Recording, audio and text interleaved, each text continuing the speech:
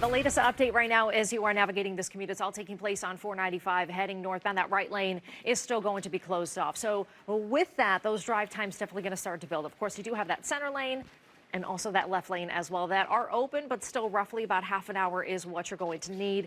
Eventually, it's going to start to build up a little bit more. So I'd say maybe about 40 or 45 minutes. If you're traveling in the opposite direction, as you saw, curiosity delays do remain minor, which is great news. As you get a little bit closer to the city, depending on where you are, some of those areas now are going to start to fill in a bit more, especially on the Zagum and the Lever Connector, 93. Just be prepared. Somerville and Medford's going to be a little bit slower.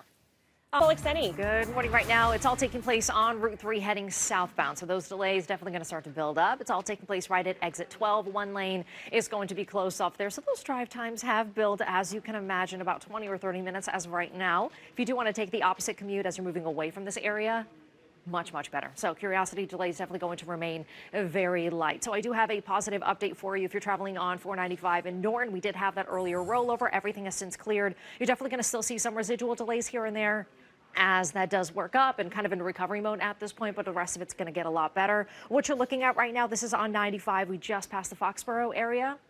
Not bad. Opposite direction. Roughly that same situation, too. You do have some pockets of traffic here and there, but that's really the majority of it. Getting a look at those drive times, starting to see some more of that buildup on 93. We'll keep an eye on this, about half an hour, whereas everything else about 15, 20, or 25 minutes. Very typical right now, I will say, on the Sports often create memorable moments that young fans remember for their entire lives. And this week's game between the LA Lakers and Miami Heat was no different. So in the Small gestures from him, exactly, but it means so much to her. And he's a big shot. I mean, that's incredible. He is a big shot. To say, oh my God, to get a high from him, that's amazing. Good for them. That's cool.